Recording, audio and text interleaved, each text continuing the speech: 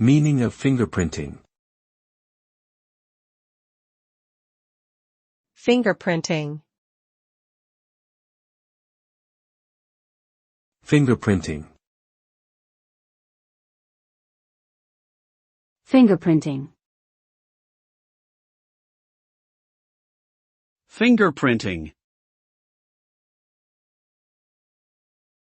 Fingerprinting refers to the process of uniquely identifying an individual or device based on certain characteristics or patterns that are unique to them.